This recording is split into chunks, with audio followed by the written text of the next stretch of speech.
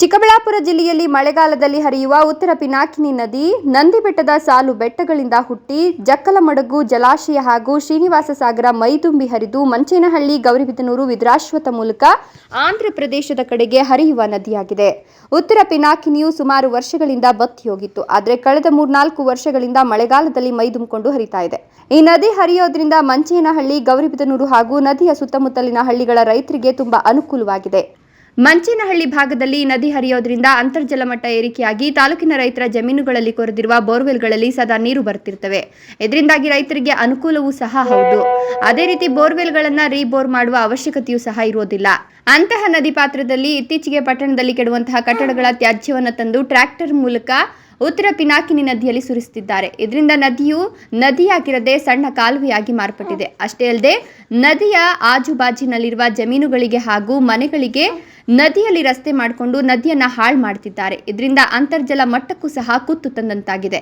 ಇನ್ನು 40 ಮೈಕ್ರಾನ್ಗಿಂತ ಕಡಿಮೆ ಇರುವ ಪ್ಲಾಸ್ಟಿಕ್ ವಸ್ತುಗಳನ್ನು ಬಳಕೆ ಮಾಡಬಾರದೆಂದು ಸರ್ಕಾರದ ಆದೇಶವಿದ್ರೂ ಸಹ ಪ್ಲಾಸ್ಟಿಕ್ ಬಳಕೆ ಅವ್ಯಾತವಾಗ್ತಿದೆ. ಇನ್ನು ಅವುಗಳನ್ನು ಬಳಸೋದಲ್ಲದೆ ಪ್ಲಾಸ್ಟಿಕ್ ತ್ಯಾಜ್ಯವನ್ನು ಒಂದು ನಿರ್ದಿಷ್ಟ ಕಸದ ತೊಟ್ಟಿಗಳಿಗೆ ಹಾಕದೆ ಪ್ಲಾಸ್ಟಿಕ್ ತ್ಯಾಜ್ಯದ ಜೊತೆಗೆ ಮನೆಗಳ ತ್ಯಾಜ್ಯವನ್ನು ನದಿಯ ಬದಿಗಳಲ್ಲಿ ತಂದು ಸುರಿತಿದ್ದಾರೆ. ಇದರಿಂದಾಗಿ ಕೊಳೆತು ನಾರಿ ಗಬ್ಬುನಾಥ ಹೊಡಿತಾ ಇದೆ. ಉತ್ತರ ಪಿನಾಕಿನಿ ನದಿಯ ಬಗ್ಗೆ ವಕೀಲ ಹಾಗೂ ರೈತ ಸಂಘದ ಅಧ್ಯಕ್ಷ MR ಲಕ್ಷ್ಮೀನಾರಾಯಣ ಅವರು ಈ ನ್ಯೂಸ್ ಟಿವಿ ಜೊತೆ ಮಾತನಾಡಿ, ಮಂಚೇನಹಳ್ಳಿ ತಾಲೂಕು ಆದ ಬಳಿಕದಿಂದ ಮಂಚೇನಹಳ್ಳಿಯಲ್ಲಿ ಸುಮಾರು ಕಟ್ಟಡಗಳು ತಲೆ ಎತ್ತಿವೆ. ಇನ್ನು ಹಳೆ ಕಟ್ಟಡಗಳು ನೆಲಸಮವಾಗಿವೆ. ಆದರೆ ಈ ಕೆಡವಿದ ಕಟ್ಟಡಗಳ ವೇಸ್ಟ್, ಸಿಮೆಂಟ್ ಪುಡಿ, ಇಟ್ಟಿಗೆ ಪುಡಿ, ಕಲ್ಲುಗಳು ಸೇರಿದಂತೆ ಇನ್ನಿತರ ಕಟ್ಟಡಗಳ ತ್ಯಾಜ್ಯವನ್ನು ತಂದು ಟ್ರ್ಯಾಕ್ಟರ್ಗಳ ಮೂಲಕ ಯಾರ ಭಯವಿಲ್ಲದೆ ರಾಜಾರೋಷವಾಗಿ ಉತ್ತರ ಪಿನಾಕಿನಿ ನದಿಯಲ್ಲಿ ತಂದು ಸುರಿತಿದ್ದಾರೆ. ಏನಾದರೂ ಸಂಬಂಧಪಟ್ಟ ಅಧಿಕಾರಿಗಳು ಹಾಗೂ ಸ್ಥಳೀಯ ತಾಲೂಕು ಆಡಳಿತ ಎಚ್ಚೆತ್ತುಕೊಂಡು ಮಂಚೇನಹಳ್ಳಿ ಜನತೆಯ ಜೀವನದಿಯಾದ ಉತ್ತರ ಪಿನಾಕಿನಿ ನದಿ ಕಡೆ ಗಮನ ಹರಿಸಿ ಅಲ್ಲಿ ತಂದು ಸುರಿದಿರುವ ತ್ಯಾಜ್ಯವನ್ನು ತಕ್ಷಣವೇ ವಿಲೇವಾರಿ ಮಾಡಿಸಿ ಇನ್ನು ಮುಂದೆ ಆದರೂ ಮರಳು ದಂಧೆ ಮಾಡದಂತೆ ಹಾಗೂ ಯಾವುದೇ ತ್ಯಾಜ್ಯವನ್ನು ನದಿಯಲ್ಲಿ ಸುರಿಸದಂತೆ ಎಚ್ಚರಿಕೆ ನೀಡಬೇಕು. ಇಲ್ಲವಾದರೆ ನಮ್ಮ ರೈತ ಸಂಘದಿಂದ ಜಿಲ್ಲಾಧಿಕಾರಿಗಳ ಕಚೇರಿ ಎದುರು ಉಗ್ರವಾಗಿ ಹೋರಾಟ ಮಾಡಬೇಕಾಗ್ತದೆ ಅಂತ ಎಚ್ಚರಿಸಿದ್ರು. ನಮಗೆ ನೀರು ಕೊಡೋದು ಅಂತದ್ದು ಅಂದರೆ ಜಲಮೂಲ ಅಂತಂದರೆ ಉತ್ತರ ಪಿನಾಕಿನಿ ನದಿ ಒಂದೇ. ಈ ಉತ್ತರ ಪಿನಾಕಿನಿ ನದಿ ಅದರ ಎಲ್ಲ ಶಕ್ತಿನ ಗಳಿಸ್ಕೊಳ್ಳೋದು ಈ ಮಂಚೇನಹಳ್ಳಿ ಈ ಪ್ರಾಂತ್ಯದಿಂದ.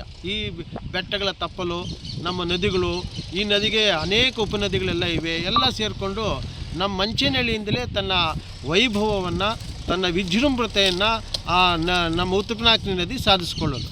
ಇಂಥ ಒಂದು ಪವಿತ್ರ ನದಿಗೆ ಇವತ್ತು ದಿವಸ ನೋಡ್ತಾ ಇದ್ದರೆ ಇತ್ತ ಕಡೆ ರೈತರೂ ಬರ್ತಾ ಇದ್ದಾರೆ.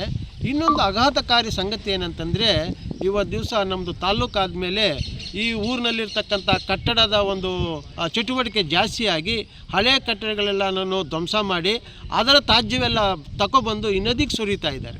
ಇದರಿಂದ ಏನಾಗುತ್ತೆ ಅಂದರೆ ನದಿ ತನ್ನ ಸ್ವರೂಪವನ್ನೇ ಕಳೆದುಕೊಳ್ಳುತ್ತೆ. ಇವಾಗ ವಿಶಾಲವಾಗಿರತಕ್ಕಂಥ ನದಿ ಏನಾಗುತ್ತೆ ಅಂದರೆ ಕಿರು ಕಾಲುವೆಯಾಗಿ ಮಾರ್ಪಡ್ತಾ ಇದೆ. ಇವತ್ತು ನೋಡ್ತಾ ಇದ್ದೀವಿ. ಈಗ ಆ ಊರಿನಲ್ಲಿರ್ತಕ್ಕಂಥ ಟ್ರ್ಯಾಕ್ಟರ್ ಬಂದು ಸುರಿತಾ ಇದೆ. ಅದರಲ್ಲಿ ಅವ್ರು ಕೇಳಕ್ಕೆ ಹೋದರೆ ನದಿ ಸುರಿತಾ ಇದ್ದೀವಿ ಅನ್ನೋ ಅವ್ರಿಗೆ ಒಂಥರ ಉಡಾಫೆ ಉತ್ತರ ಕೊಡ್ತಾರೆ. ಅವರಿಗೆ ಬೇಜವಾಬ್ದಾರಿ ಉತ್ತರ. ಇದೆಲ್ಲನೂ ಏನಾಗುತ್ತೆ ಅಂದರೆ ಮುಂದೆ ಬರುವಂಥ ಜನಾಂಗಕ್ಕೆ ಆಗಲಿ, ಈಗ ಇವಾಗ ಇರತಕ್ಕಂಥ ಜನಗಳಿಗೆ ಆಗಲಿ ನೀರಿನ ಹಾಹಾಕಾರ ಉಂಟಾಗುತ್ತೆ. ನದಿಯ ವಿಸ್ತಾರದಲ್ಲಿ, ಈ ಮರಳಿನ ವಿಸ್ತಾರದಲ್ಲಿ, ಈ ಮರಳಿನ ಬಗ್ಗೆ ಅನೇಕ ಹೋರಾಟಗಳೆಲ್ಲನೂ ತಾಲೂಕು ನೋಡಿದೆ. ಇಂಥರ ಒಂದು ಗುರುತರವಾದಂಥ ಜವಾಬ್ದಾರಿ ಹೊತ್ಕೊಂಡು ನೀರಿನ ಬಗ್ಗೆ ಕಳಕಳಿರತಕ್ಕಂಥ ಎಲ್ಲ ಪರಿಸರ ಪ್ರೇಮಿಗಳು ಎಲ್ರಿಗೂ ಇವತ್ತು ದಿವಸ ಈ ದುಃಖಕಾರಿಯಾದ ಸಂಗತಿಯಾಗಿದೆ. ಈಗ ತಕ್ಷಣವೇ ತಾಲೂಕು ಆಡಳಿತ ಒಂದು ಉಗ್ರವಾದ ಒಂದು ಕ್ರಮ ತೆಗೆದುಕೊಂಡು ಏನು ಒತ್ತುವರಿಯಾಗಿದೆ ಆ ಒತ್ತುವರಿಯ ಗಡಿಗಳನ್ನು ಗುರುತಿಸಿ ಒತ್ತುವರಿಯನ್ನು ತೆರವುಗೊಳಿಸಿ ಯಾವುದೇ ತ್ಯಾಜ್ಯ ಆಗಲಿ, ಏನು ಊರಿನಲ್ಲಿರ್ತಕ್ಕಂಥ ಕಸವೆ ಆಗಲಿ, ಇಲ್ಲ ಮನೆಗಳ ತ್ಯಾಜ್ಯ ಆಗಲಿ, ಯಾವುದೇ ಕಲ್ಲು, ಕಾಂಕ್ರೀಟು, ಸಿಮೆಂಟು, ಯಾವ ಇಟ್ಟಿಗೆ ಚೂರುಗಳು ಯಾವೂ ಬರ್ಕೊಡ್ದು ನದಿಗೆ. ನದಿ ಅಷ್ಟು ಸ್ವಚ್ಛವಾಗಿರಬೇಕು, ಶುಭ್ರವಾಗಿರಬೇಕು. ನದಿಯಾಗೆ ಉಳಿಸಬೇಕು. ಸಾವಿರಾರು ವರ್ಷಗಳಿಗೂ ಅದನ್ನು ಉಳಿಸಿ ಬೆಳೆಸಿ ಅಭಿವೃದ್ಧಿಪಡಿಸಿ ಮುಂದಿನ ಜನಾಂಗಕ್ಕೆ ಕೊಡುವಂಥದ್ದು ನಮ್ಮೆಲ್ಲರ ಆದ್ಯ ಕರ್ತವ್ಯ ಆಗಿದೆ, ಜವಾಬ್ದಾರಿಯಾಗಿದೆ. ಚೇತನ್ PV, ಈ ನ್ಯೂಸ್ ಟಿವಿ, ಮಂಚೇನಹಳ್ಳಿ.